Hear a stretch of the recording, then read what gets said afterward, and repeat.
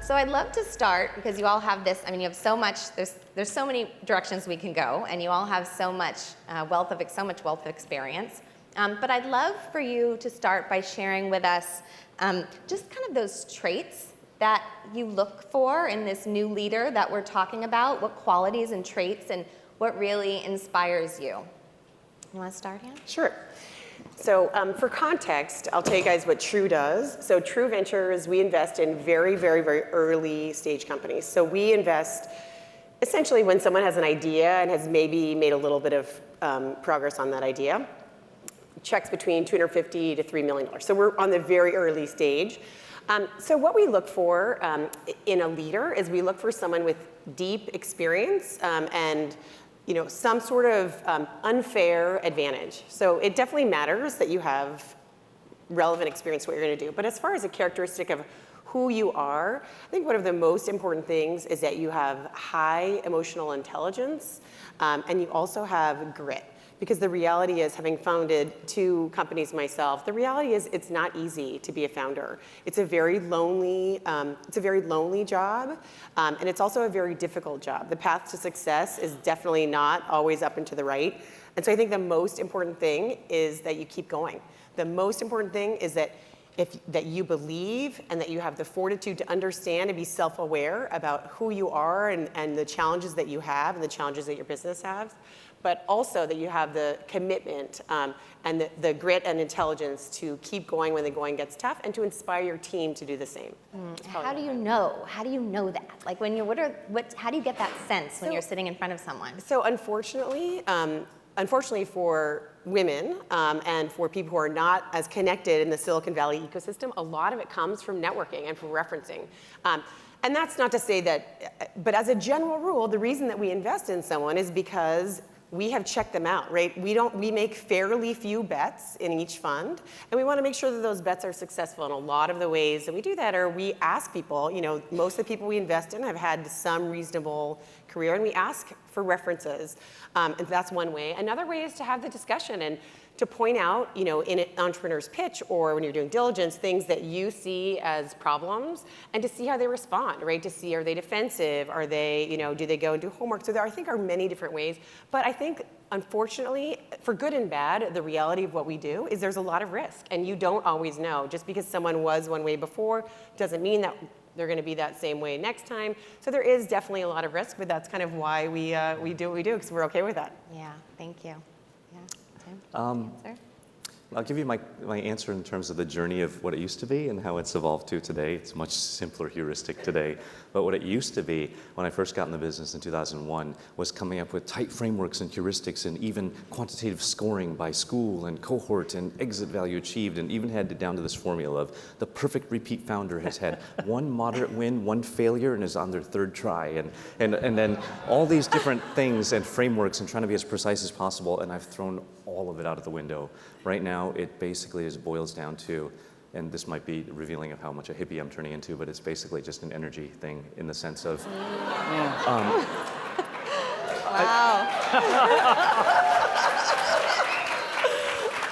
So the statistics are 80% of all startups don't even return capital. So I almost view it now like, if I invest in you, I'm just going to assume this is going to fail. But even if it goes pear-shaped, would we have a good time working together? Would we learn some interesting things and maybe hopefully be of some service to the world somehow in that process? And even if this thing completely died, would I turn around and write you another check for your next effort? And to do that, the way I assess that, I ask myself, could I conceive of quitting my job to work for this person? And then what the other thing I try to figure out is, what is this person like when they are at play and under extreme stress? Because that's when we are most authentic, when you're truly just at play and no one's watching, and when you're under deep stress. And so if I had my choice, if I could, I would take every founder to Burning Man with me, because that's when you're under both extreme conditions. But I can't quite do that. Let's see what's really under the hood.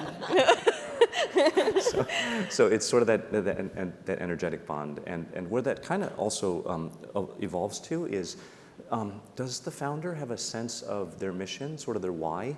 But another thing I look to too, and this might sound a little bit armchair psychology, do they know their core wound? Are they aware of it, and are they aware of their coping strategy for it? Because startups are an extension of not just a founder's vision and values, but also their coping mechanism with their core wound. So, okay, I'm gonna ask you too, how do you find out about the core wound? Like, what are you doing? Take a long, long walk and open up and be like, hey, here's all the ways I grew up and I messed up. How about you? And that's a good, And go. I find the deepest connection is through vulnerability. And so if I open up and say like, here's why I'll never be a great VC, here's why I'm just slightly above average at best and blah, blah, blah, then it gives people permission to let that game face down.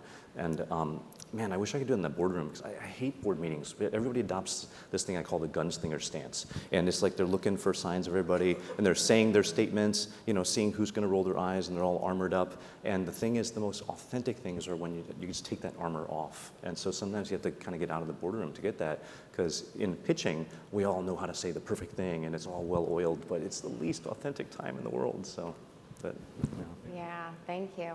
Thank you. Yes? Yeah, I guess when I think about leaders and their ability to be successful for what they want to do, and what I've been working on over the last couple decades, and I'm transitioning out and retiring from venture capital, but is to help people start businesses. In the formula that I see for the folks who are most successful for starting up businesses is that they deeply know who they are and what they want to do that is true and unique for them in that moment.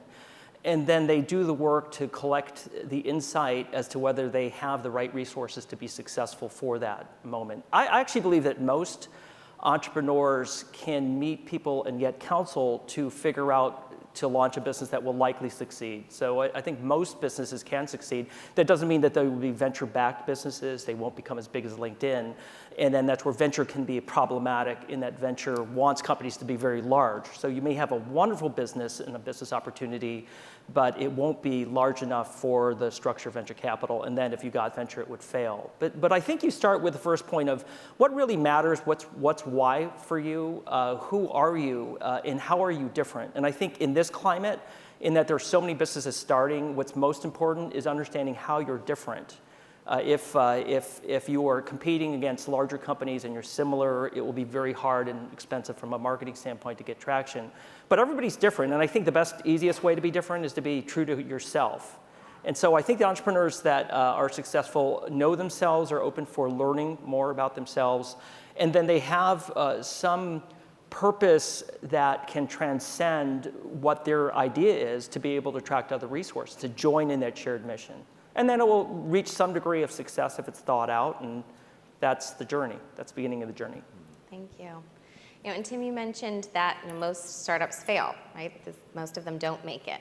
So I'm going to make an assumption that you've all sat with an entrepreneur who already had a failed venture, and now they're coming for more money. They're coming for number 2 or number 3. What is it in those leaders that you're looking for specifically? So they've already been through a failure. Yeah. So for me, I mean, anyone with experience, having worn the founder hat before, has a massive leg up, right? Mm-hmm. It is as I said before, it's a non-linear, success is not always up and to the right. And so the outcome is far less dependent on than what the experience was, right? How long were they in it? What were the ups and downs? And really, what was the story? So again, none of us really. There are a lot of people who either get lucky with an outcome or unlucky, right? There are a lot of things that are out of our control as entrepreneurs, but the reality is, like, what I would like to know, wearing my VC hat, is what was your experience? What did you learn? And to really understand, because frankly, again, the outcome doesn't matter, but the journey, I'd like to know what they learned from it. What they learned, so you're looking for learning. Yeah, and I'd like to know how they reflect on it. Like, the reality is, there's no shame in that. And if someone is coming to the deepest wound question, like if someone is coming at their next venture with a sense of, you know, something to prove and defensiveness, like I think that person has a real disadvantage over someone who treats it as, in my opinion, what it is, which is a learning opportunity and a lack of luck. And I think that is very revealing as to what their next journey will be like, what attitude they bring to it. Great, thank you. you guys have anything to add? Yeah. For that, it's exactly what you said. What did they learn about the market, but more importantly about themselves and what they do differently? And oftentimes that failure becomes a new sort of core wound that they want to then resolve. But to your point, hopefully it's not out of vengeance or ego or insecurity or need to reestablish their status. It might be more this time, even out of service or something like that. And I'll see that sometimes. Out of service, so they want to serve in a bigger way now from having that experience, having had that experience? And or they gained a new superpower in resolving that failure that led to something new. I'll just give one concrete example. There's one founder we had, initially he came to the enterprise market, had chased this area in enterprise, had built this cool new box, almost had a great acquisition that fell apart at the last minute. And then in the whole process, he had gained a lot of weight, became very unhealthy, had a lot of health issues. After that failed, he took the time to get healthy and was on a 2-year journey of wellness, and through that gained inspiration on, oh wow, this was really hard for me. I'd like it to be easier for other people, and came up with the idea for the Peloton or Tesla of intelligent strength training machines. And so we ended up backing him again for that. But that was an example of personal transformation from that tough time that led to something that's like, wow, I went through this transformation. I want to make it easier for other people. So I thought that was kind of cool. So that's something maybe you're all looking for. You can say if that's true or not, but that there's some like inner juice that's coming through that's a personal connection to what they're putting into the world. Something that keeps you going and when the times get tough is essential, right? If it is personally meaningful to you, you will keep going when the times get tough, and you will still have a well of energy to draw from to inspire the people who need to be inspired to go out and raise money. I mean, it's super important that you have that energy and inspiration. Yeah, I think the tension, as I was reflecting upon it, it's less about whether you failed or succeeded, and a lot of it is like random luck. So I think that that's really important to just remind yourself of whether you've been successful or unsuccessful. But if you reflect upon your own journey, when you feel present and at ease, you generally I think you'll discover that you're generally more wise, if you think about it, and you'll be able to see farther into the future, and you'll be able to understand more clearly your capacity for the situation at hand. The tension for anyone on a journey, particularly around serial entrepreneurs, is that the human mind clenches on recency. And we overweigh that experience. And so my worst situations, most of my companies, I pick company. You can pick for companies that could be very risky and likely to fail and very large. Or you could pick ones that are less risky, more likely to succeed. I generally focus on the crawl, walk, run strategy. So the majority of my companies wind up being successful. The entrepreneurs I fund the second time have a problem that they want to cling on to what they thought worked for them, and it might have been random, and reject things that they thought didn't work when it wasn't causal. And so that creates so I did fund the person. I was like, look, by the way, and so my role is to help people feel at ease and safe and present so that they can really see themselves and feel more spacious. I was like, look, what you're driven for this next company, you want it to be bigger than the last one, but can you sense the tension somatically? Can you feel the clenching that may cause you to misweigh things? And I still funded the person out of loyalty, and I'm thinking of a couple examples, and they're very tricky. They turn out worse. Yeah. I'm just a tourist, so I'm just a Sherpa. Like, I enjoy being a teacher, but I don't like being a coach. It's too hard. So. And Gus, that brings up a question that I'd love for you all to answer. And how have you? I have a couple questions, but my first one is, how have you grown through this experience of investing? You kind of pointed to it a little bit just now in your answer. Is there anything else you'd like to add? How have you grown as a person from this experience? Yeah, just briefly, I think that at least for early stage capital, where you're helping to found companies or providing founding capital for it, you're sort of like a team member, and then it's just helpful to know who you are. And so I know that it's very easy for me to borrow other people's problems and other people's stresses and be a stress absorber, so I can still appear calm but have a lot of inner turmoil. And by the way, I meditate 2 hours a day, so I have a lot of turmoil that I work on, a lot of material, and I think that as my learning is just like, look, I'm very, very helpful if I am the tourist, being the guide, and doing my best to be supportive, but not have as much of a vested emotional interest in the path of a person. And so I fund CEOs who have their own direction and provide guidance, but it's not for me to be too tied into it. Otherwise, I'm not as helpful. Thank you. And would you like to answer that?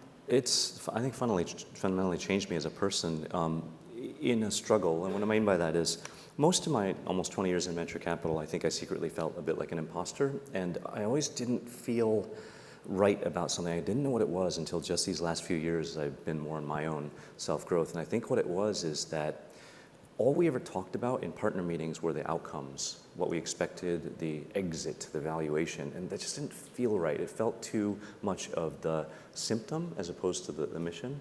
And it finally dawned on me, probably through a lot of meditation work as well, that all misery comes from over-attachment to outcome. And if all you talk about is outcome, you're gonna drive yourself miserable. And I remember we would sit in these board meetings and people get so angry about things, and now I look at that and I say, man, that's like my 10-year-old self getting mad at a video game and screaming at the screen. It's the exact same thing.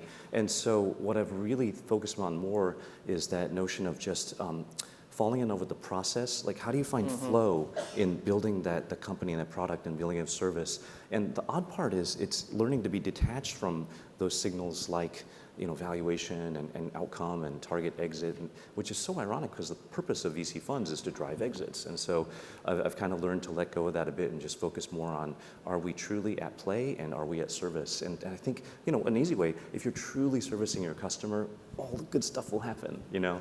It's just when we get too tied up on like unicorn valuations and making the Midas list and all this other stuff that I think inorganic stuff starts to happen. So it's kind of changed me a lot. Thanks. How about you, Anne? So I have been a venture capitalist far fewer years than these guys. I've been doing it about 3 years, and mostly I run a company that's a portfolio company of True Ventures. It's called Hatch Baby, and I spend between 10 and 20% of my time as a venture capitalist.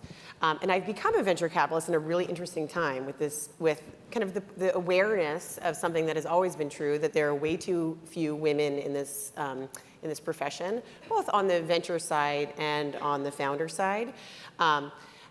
So that is definitely something that I bring to my role. I'm very aware when I am hearing pitches. I'm very aware of at least trying to reach out to people who might not traditionally have connections to our industry. And I know that our entire industry has really been wonderful about that recently, and I do give folks a ton of credit for the moves that have been made, and so that's wonderful. I do, however, I still am new, and so my own evolution as a venture capitalist is definitely still I'm in learning phase. I am in learning phase, and it's fantastic. I am a lifelong learner, and it's super fun. So I'm not sure I can say how it's changed me as a human being. It has, however, changed me as a CEO. I definitely, I am a way better CEO for sitting in those partner meetings every Tuesday. We have ours on Tuesday, by the way.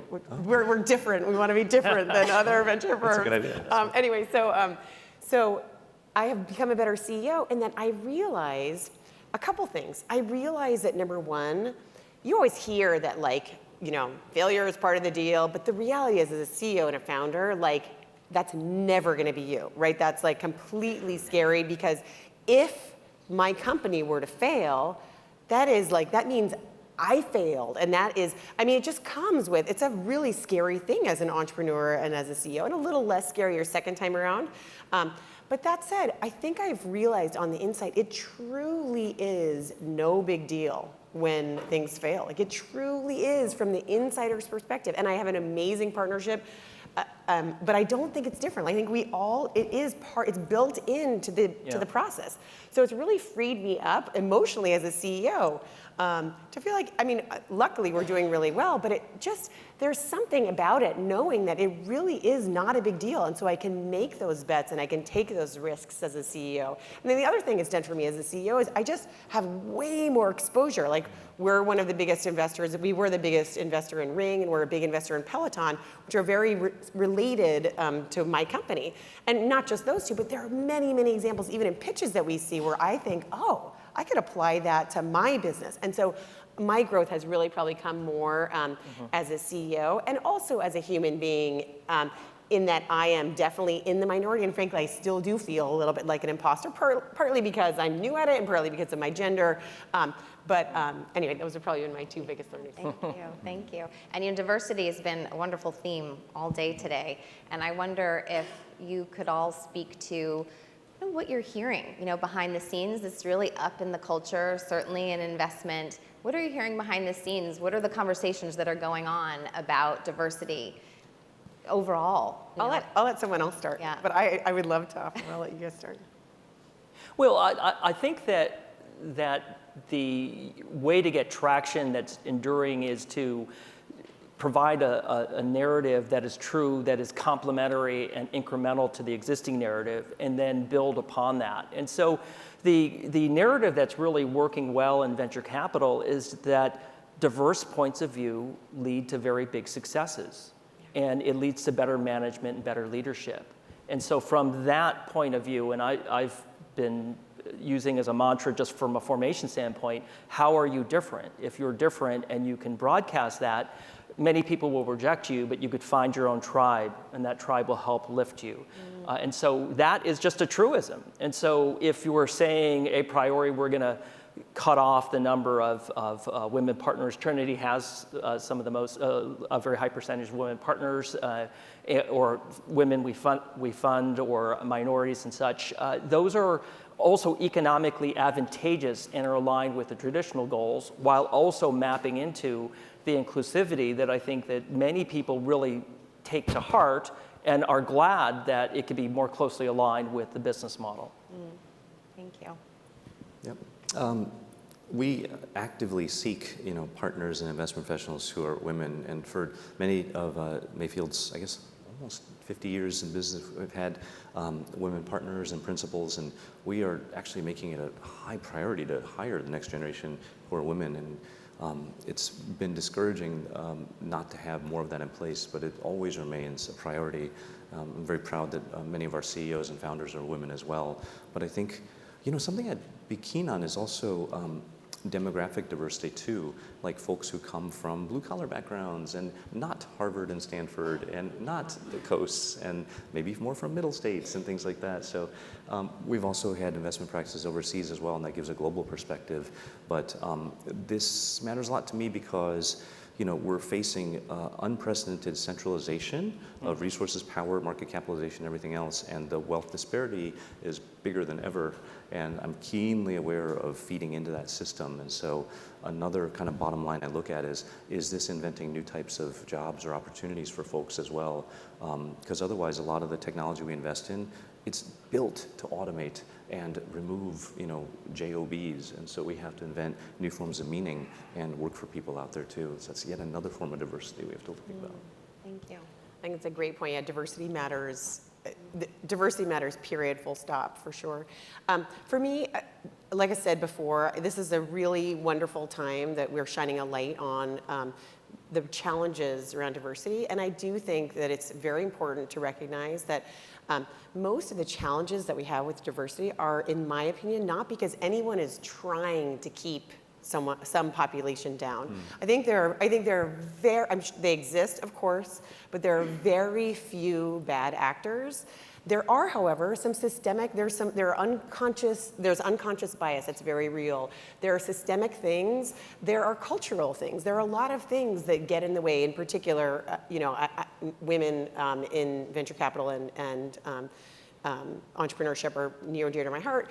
And I so appreciate that we're having a conversation where we recognize that.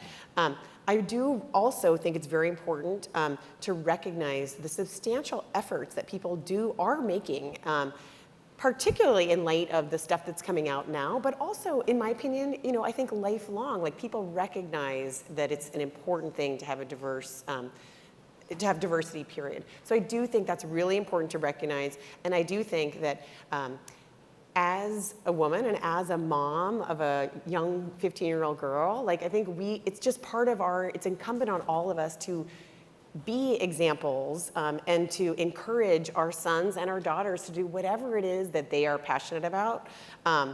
And I'm so glad that the venture capital industry is really actively promoting change. One other thing I think is very important too, for all of us. I grew up in Mountain View and Palo Alto. I had a very privileged life, and the fact that I've been able to start 2 companies, my first I exited very successfully, and my second is doing really well. The reality is I am smart, I am hardworking, I have emotional intelligence, I have grit, but I also am privileged, right? I am privileged. And I think that self-awareness is a really important thing to this whole diversity conversation, because I think there are many people who are in positions of privilege by virtue of all of those wonderful characteristics I just mentioned, but also because they happened to know someone who got them their first job and and that doesn't happen for everyone. And I think that's a really important thing for us to know as a country and as a venture community, and to recognize that it's important to give people, I think, as Jeff was mentioning, opportunity. Right. Thank you. Thank you. Yeah.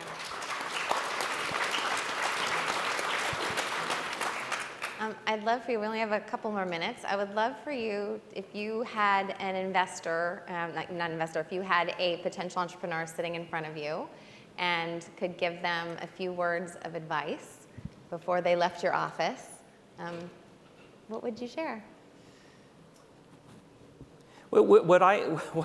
I have a bunch of different quips that I've shared over the decades, but I think that the biggest cognitive error, I don't provide this part, but since we're in a mindfulness group, the biggest cognitive error I believe a mind does is that it seeks permanence, it seeks to concretize things, and that creates a pseudo-relief. But how that translates as a CEO founder is that, what I'll say is that you're never as good as you think you are, and you're never as bad as you think you are. So just notice in this roller coaster of a journey that try to seek equanimity, and then try to seek, develop and cultivate a practice in self-compassion for yourself, self-compassion for your loved ones. So that's the main thing I stress with all the CEOs I work with now, and if I were to provide guidance to any CEO or any leader, that I really focus mostly on self-compassion and kindness, and realize that it's a journey. Thank you. Tim? Pick up meditation. But I actually often take walks with founders now, and there's 3 questions I really try to hone in on. It's actually probably the same for any good spiritual practice, but like if you were to really just keep asking yourself, who are you really? And keep double clicking on that. Avoid the surface answers, but keep going. And for me, when I do that exercise, if you keep double clicking enough, deep enough, you realize you're nobody. And you're everybody, and you're God all at once. But the second question too is, what do you really want? And, beyond achievement, success, mattering, belonging, all that stuff, you keep double clicking. How far can you go with that, understanding yourself? And then the final question is, what are you in service to? You are always in service to something. It's either your ego, your need for validation, fear of missing out, whatever it is. Figure out what you're in service to, and if you can align those, you will be just deeply in flow with what it is you're trying to build. Thank you. Yeah. I love both those answers. I think it's great. So for me, I'll make it super practical and pragmatic. I tell them, I think there are 2 things. Number 1, explain to me why you are uniquely qualified, why you have an unfair advantage. And that is an incredibly important thing to get a check written. And the second is show me, actually there may be more. So show me why now. Why is now a particularly interesting time? And the third, and I will say again, getting back to the theme of gender, something that as a general rule, I think women do a worse job of than men, is sell it. Don't tell, as a general, so there was an interesting study that Google did about, they took their very highest performing engineers and they asked them to do they self-rated. And the scale was 1 through 5, and the men rated themselves a 5, and the women rated themselves a 4. They had no difference, right? There was nothing other than, these all were top tier folks. And recognize that. If you are pitching no, whether you may be a guy who would be more inclined to rate yourself 4, you may be, but know who you are and know that you have to, like the person you are pitching to is not interested in you returning their cash. They're interested in you creating, if you are pitching to a traditional venture, they're interested in you creating a multi-billion-dollar company. That's what we all want. And so we don't want this pitch like, if you give me, a couple $1 million, I'll break even in a year and like we don't want that. So sell it, and if you don't believe it, I am not going to. Yeah. Thank you. Thank you guys for the work that you do. Thank you. Yeah.